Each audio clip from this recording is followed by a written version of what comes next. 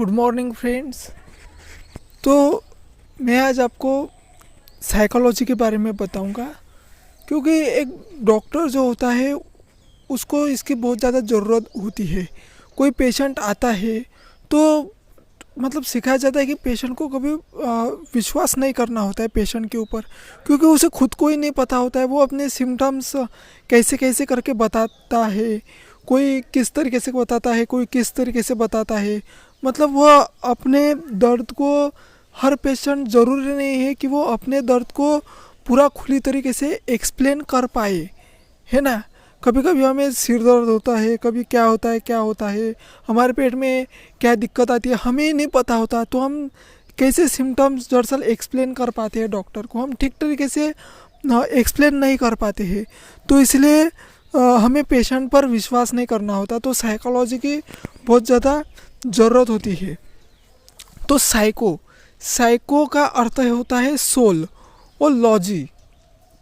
देखो, साइकोलॉजी के first definition 15 में आई थी, और एरिस्टोटल ने कहा था कि साइकोलॉजी यह दरअसल सोल का बॉडी के साथ रिलेशन है, मतलब सोल की स्टडी है यह।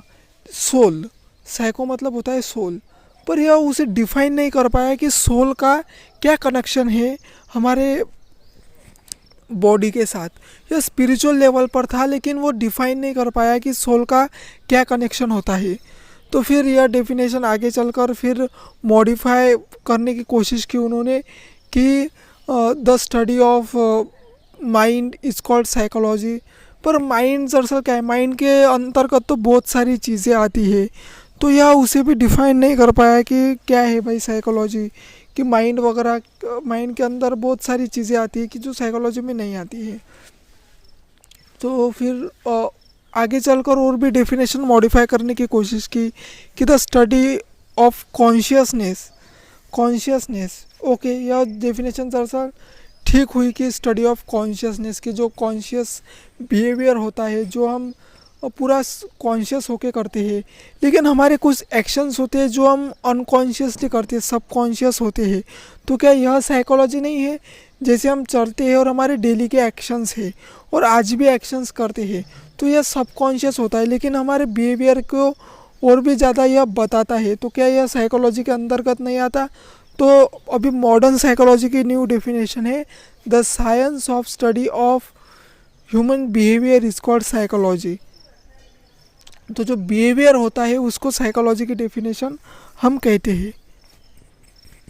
तो साइकोलॉजी के अंतर्गत ये डेफिनेशन आती है, और मतलब कि ह्यूमंस का बिहेवियर, हम हमारे फेशियल एक्सप्रेशन, हम हमारे एक्शंस के ज़रिए हमारा बिहेवियर दूसरों को, मतलब कि दूसरों को पता चलता है इसके बारे में।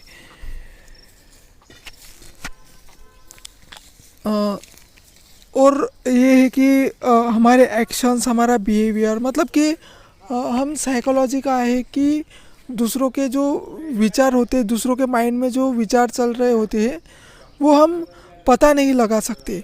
हम दूसरों के एक्शंस जो होते हैं हम वो पता लगा सकते हैं कि दूसरों को क्या कहने की कोशिश कर रहा है, हम उसके एक्शंस के ज़रिए हम पता लगाने की कोशिश करते हैं कि अगर यह एक जगह सर ऐसा खुश है तो हम दिखाते हैं कि वह पॉजिटिव फीडबैक है, लेकिन यह रो रहा है, उसके आँख से आंसू आ रहे हैं, तो यह निगेटिव फीडबैक है। हम यह पता लगाने की कोशिश करते हैं कि उसके एक्शंस के ज़रिए, अगर यह अच्छी तरीके से, अगर यह एनर्जेटिक है तो यह पॉजिटिव एक्शंस है, अगर यह ऐसे सिर्फ यह खड़ा है तो यह निगेटिव एक्शंस है। तो उसके एक्शंस के ज़रिए हम उसकी साइकोलॉजी पता लगाने की कोशिश करते हैं। लेकिन अगर यह चुपचाप बैठा है और उसके माइंड में क्या चल रहा है, यह लगाने की कोशिश हम नॉर्मल इंसान नहीं लगा सकते कि उसका बिहेवियर क्या है। तो यह साइकोलॉजी के अंतर्गत आता है। जो एक साइकोलॉजिस्ट यह डिटेक्ट कर सकता है, उसके बातें करके, उसके बातों के ज़रिए कम्युनिकेशंस करके उसके यह लगाने की कोशिश करता है कि उसके माइंड में क्या चल रहा है।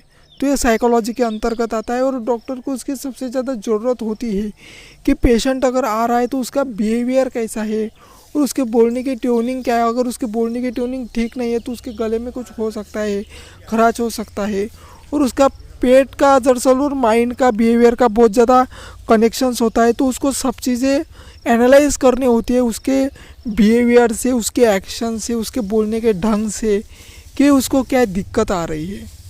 तो डॉक्टर को यह सब चीज़ें समझनी ज़रूरी होती है।